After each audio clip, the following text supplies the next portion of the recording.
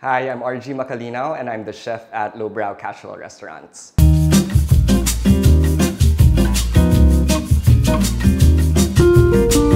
So today we're gonna make a seared scallop with edamame puree and then 2 types of oil, chorizo and basil. And then we're gonna put some sauteed mushrooms over it. So the first step is making the edamame puree. We're gonna first saute some onions, about 1 tablespoon.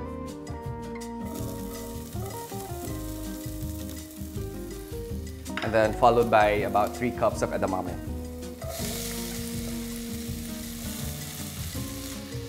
And then to that, we'll add about 2 cups of dashi stock. Dashi is a stock that's made from kelp, which is a seaweed, and bonito flakes. It's about 2 cups. So just steep them in a bit of water, just simmer it for about an hour. And then we'll add a tablespoon of soy sauce. And then just cover the pot, and then let that simmer for about 5 minutes. And then while that's simmering, we can do the chorizo oil. Okay, so for the chorizo oil, we're just gonna get about 2 sausages. And then we just remove it from the casing. Then we'll add it to the pan. So this is just gonna be at a very low heat. And then while it's on the pan, we're just gonna kind of cut it up into small pieces. So essentially, we're just trying to render out the fat and then get the flavor from the chorizo. So there, just cut them into really small pieces. So you'll see the oil kind of turn into this deep orange. So again, we're just gonna leave this for about, let's say 30 minutes at a low heat because we want the chorizo to infuse into the oil. So we're just gonna get all that smoky flavor and then that rich color. So we'll just set this aside. So after that, the next oil we're gonna do is a basil oil. So for the basil oil, we just need a pot of boiling water. And then we're gonna blanch the basil in it. And then literally just dunk it in for about 10 seconds. So we just wanna preserve all that green color. And then the ice bath kind of just stops it from cooking. Okay, so for the basil oil, we're just gonna squeeze out all the water from the basil. In a blender, just get all that basil, and then add about 1.5 cups of a neutral oil. So you can use like canola or grapeseed. So don't blitz it for too long or else the blade will heat up and then the oil will turn brown. And then after this, we're just gonna strain it through a mesh strainer, or you can use a coffee filter if you want. Okay, so we're just gonna strain it through a coffee filter, so you just get all the oil.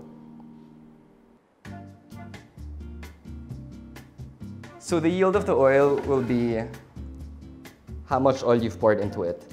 But you can't pour too much, or else the intensity of the flavor won't be there. So usually, the best thing to do is kind of leave this for a few hours to strain through. Okay, so let's go back to the edamame puree. So after simmering it for about 5 minutes, we're gonna put it in the blender and then blitz it. Now we're gonna chuck in all the edamame and all that liquid.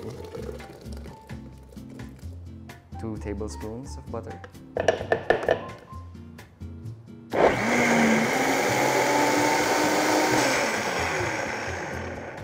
So the puree is gonna be a bit smooth. So you can leave it at that, or what I like to do is pass it through another strainer, just so that you get all the lumps out. This is called a chinois. It's called a chinois, right? So this is a conical strainer. It's just a lot easier to push through the puree. You could use a normal strainer, except that with this one, you'll have the holes a lot finer. So you'll get a smoother puree. So depending on what kind of holes you have in your strainer, then that's how smooth your puree will be. Okay, so now that we're gonna strain the chorizo oil, get the strainer, and then just use a coffee filter again. And then it's best if you get a friend. So, Kimmy.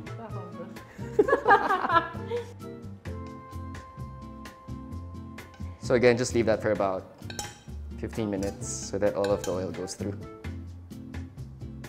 Okay, so now we're gonna do the sauteed mushrooms. And then I just have some portobello mushrooms that I sliced up. And then some shimeji mushroom, because they look nice.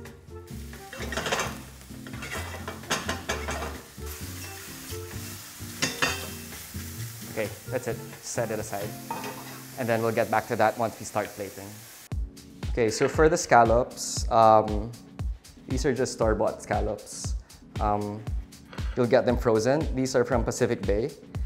And then what you do is you thaw it out and then always put it in a lot of paper towels so that you'll get it very, very dry.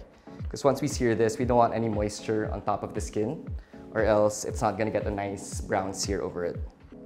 So for the scallops, it's gonna take about 1.5 minutes on one side and then the other side just gonna be 1 minute.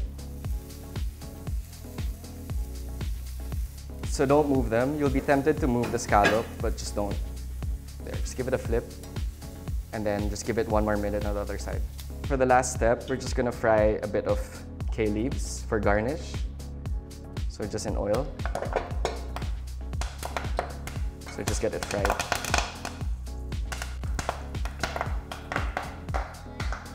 So you should really dry out your kale first. Once it's fried and dry, you'll see it turns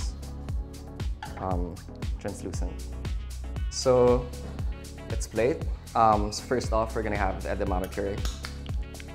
So just be creative with the plating. Usually it's nice to go on odd numbers. Maybe we'll just do 1 big lump. So let's do 5 pieces. And then next, some of the chorizo oil. And then basal oil.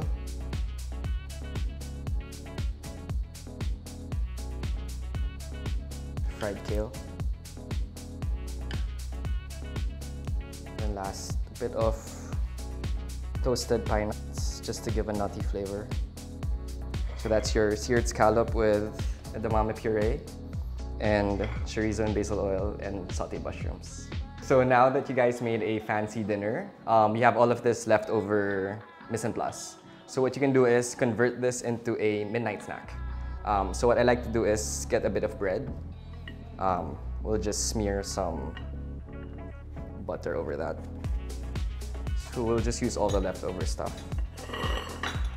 So for one sandwich, we're gonna do the mushrooms. Then you can add the pine nuts.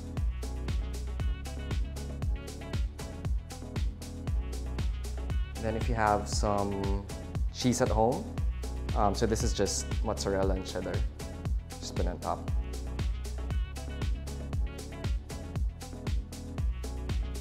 And then we'll drizzle that with some basil oil. Then for the next sandwich, what we can do is use the edamame puree.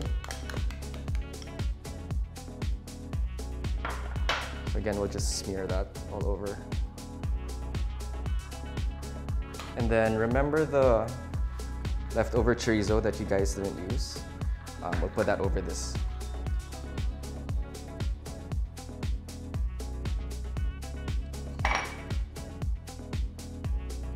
For some insane reason that you still have a leftover scallop, you can just cut it up and then we'll add that to the chorizo too. Then again, some cheese. That's it. And then we'll just bring it to the toaster. Okay, so essentially today we made 2 dishes with the same components. If you want to do something really fancy, then you can plate it up nice. Or if you just want to have a midnight snack at home, then you can just put it on a bit of toast and then some cheese on it. So don't be afraid, guys, to try this at home because it's really not that difficult.